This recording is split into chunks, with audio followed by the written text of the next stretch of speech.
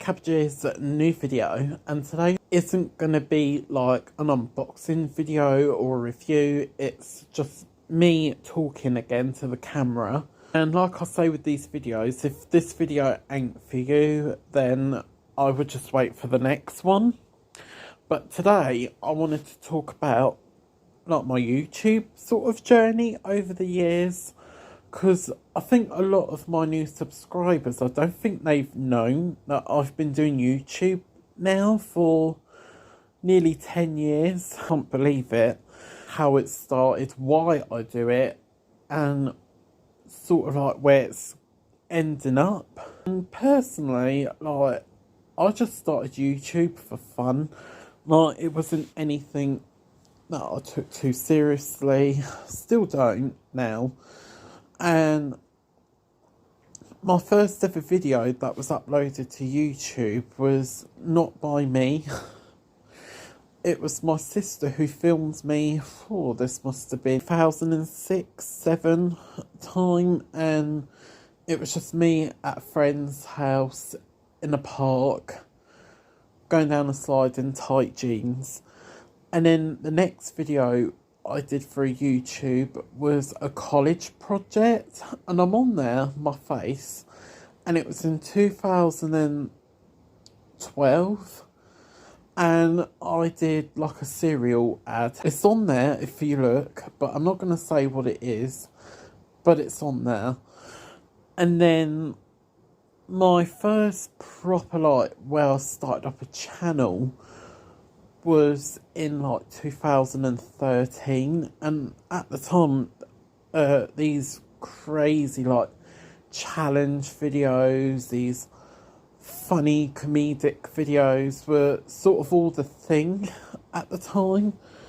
And I was watching people like Glozell, and there was a guy, Funny Me Now I think his name was, and they were like other YouTubers I used to watch. And then I just had this idea, and I was like, I wonder what it'd be like if I did a channel. And I went a bit crazy and did these challenges. So I did, and my first video was a Chubby Bunny video, and it was just for fun. I didn't expect anything of it. And then I recorded like these other challenge videos, like one I put cotton wool buds in my mouth and up my nose. I was sticking things in my ears, I remember that. Holding my breath. Just ridiculous things like that, because at the time that was sort of like what was big on YouTube and social media. And I didn't really have much of a following, but I always say, like, if you get one subscriber, that doesn't matter. Just entertain that one person. And then that one person, you never know, may tell another person. And also the algorithm changes a lot, so it will put your videos out there. And if you end up with like 10 or 20 subscribers, I say just entertain them, be yourself, and don't worry about numbers and views, because I did in the beginning, and I just don't think it's good if you think like that. Things nowadays are all based on popularity, numbers, ratings, and I just don't think that's a good outlet. What I do is I'm just myself now. I don't give a crap what quality my videos are like. I don't care about the views, the numbers. I just upload videos mainly on weekends at the moment, because that's when I get time.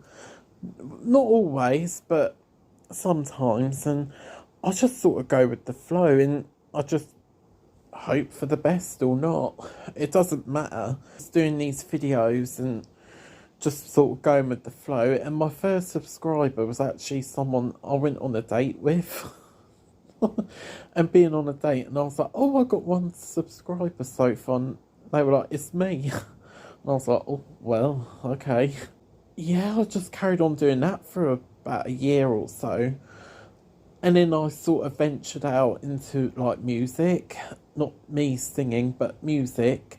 And I'd put like songs on YouTube and demos and stuff, which kind of got me into a little bit of trouble on YouTube because YouTube started introducing rules where you weren't allowed to put songs online that were copyrighted and stuff, and I kind of got into trouble for that. And then I also experimented with like kind of like funny skit videos a little bit, because at the beginning of my YouTube channel career in 2013 I was doing a hairdressing diploma. Long story short, I ended up not enjoying that in the end and going into a media course because I really wanted to learn more about the media, video editing, technology, and I kind of felt like it coincided with my YouTube channel and it would help it grow, and I wanted to learn and study about that sort of thing. So I did. I went and took on a course based around my YouTube channel, believe it or not, in media studies, and learn about videos, editing, and that sort of led into early 2015, and my channel's doing alright actually. And I was really enjoying it. I made the short film Kidnapped. I was doing these funny videos. I also did blogs during this time, like my daily life, because I actually had a life back then and things were interesting, and a lot of people were doing that sort of thing as well. You can kind of see the pattern of my channel. I was kind of trend hopping at the time, and then I did that for about a year, and then 2016 is actually when my first channel got deleted. Not by me, not by choice. It was YouTube. Luckily, I had a lot of the videos I made backed up, and I made the second channel and uploaded it. And I also had another channel, a comedy channel called Ducky, and that did pretty alright, and I did that for a little bit. I can't actually remember if it was the second channel or the third one that did really well, and I think it was the second one actually. Yeah, it was the second one, and that was the one that I put a lot of work in, because the first channel I had, I think it was like called Ice Prince XX. Then the second channel I kept as my name, Dexter Main, for most of the time. Then 2018 sort of came around, and that's sort of like when my content changed again. Like, also during like 2016-17, I also started to do rant videos like what I'm doing now. And at the time, even now, sometimes I don't always think they do well, but a lot of people seem to like them. I don't know, I don't understand, because I think, oh, people like to watch me having a rant and a moan, but they do, they say, oh, I love your rant videos. And I was like, oh, okay, so I just kept doing them from time to time. And then back to 2018 is kind of when I started with the doll content, and that is for another video, not today. That for a bit, and from there, I think that was really when my channel took off. Like the second channel, like, and things really picked up. And then I also started doing shopping haul videos as well, and because again they were a thing, and it just really went off. And I remember meeting loads of new people who some I still interact with now and some I don't, but that was really like for me when it was like its peak. I'd say I don't like talking like that because it makes me a little bit big-headed, but for me that was when my channel like really took off. And for me, I really enjoyed it because to me, YouTube was always like a hobby. And I have said this before, like, it gave me something to do. And when I was in very lonely, dark places in my life, which in 2018 I was at some pretty low points, but I'm not going to go into that today. But it really, like, helped. Well, it didn't, like, help majorly, but it was like, it gave me something to do and occupy myself. Because in real life I was pretty lonely, I was kind of sad. And then I was getting comments from people saying that my channel really, like, helped their day. They'd come home from work or what they were doing and they'd put my channel on. And it actually made me cry a little bit. I know it sounds a bit dramatic, but it did. Because it kind of made me feel special in a way. That people were taking their time to watch my channel, and it made me feel positive about myself. And then, cool, I went to my 1,000 subscribers and 2,000, and I never thought I would achieve goals like that on my channel. And I was like, oh wow, my channel's doing well. But then end of 2019, 2020, I have mentioned this is sort of when the rules came in again, and they introduced this new rule called CUPPA, and it was a child protection thing on YouTube. Personally, I don't know why they put it there in the first place, because it was to sort of monitor videos even more and be more strict on people. And a lot of people, like, who were collecting toys or doing arts and crafts had to do a disclaimer and say, is these videos appropriate for children? Which, yeah, as long as you don't swear or talk inappropriate. Looking back now, I thought, what is the problem? But they did, they found the problems. Out of fear, I think I just deleted my channel. I was also forced to by people around me, sort of like whispered in my ear, oh, you should do it, you should do it.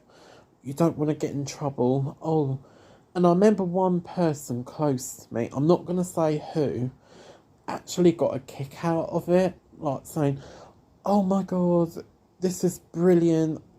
Oh, no more Dexter, no more J-Dolls, no more Gemma. Oh, thank God you're going, and all that. And it really upset me, because I thought, what have we done wrong to get nasty comments like that? Then the channel got deleted, and it left a lot of confusion. And then the next channel came, which was the third one. I made this next channel. I can tell you now, I didn't enjoy it. It just wasn't the same. And I was uploading, this was like during the 2020 era, and I think we can all know what happened there. And we was all locked up in our houses. And I was making these content videos, like the unboxings, the reviews, but I wasn't enjoying it. I was miserable, and I just did it because I was locked up in my house and I was bored. And I just did it every day, and I felt pressured on myself to do it. And I used to sit there and I was think, why am I doing this? Like, I don't enjoy it. And that channel, it did okay. I did explain this at the beginning of last year. I just didn't understand why I was doing it for, because I wasn't enjoying it. I was miserable. And then it just got to the beginning of this year, and end of last year, and I just thought, do you know what? Fuck it. I just can't be fucked anymore to carry on with this when I'm not enjoying it. So I deleted it. And I did explain that why I did it. I can't remember what I said because my memory's not that great, but I knew that I wasn't happy with making the content, and it was just, it felt repetitive, and I could tell by my voice I wasn't enjoying it. And then I sort of went on a break at the beginning of this year. I thought I'd delete the channel, and I didn't have intentions of making another one. And I think it just got to end of January this year, and I thought, you know, I may try it once more and just do it on my terms and just don't give a fuck and just go with the flow. Because I was starting to miss YouTube again, because it was a big part of my hobby. Oddly enough, it kind of became a part of who I am. And so I did. I created this channel, and I just thought, you know, we'll just see what happens. No expectations. And that is kind of like where I am right now. I do enjoy making videos again, so don't be put off by that.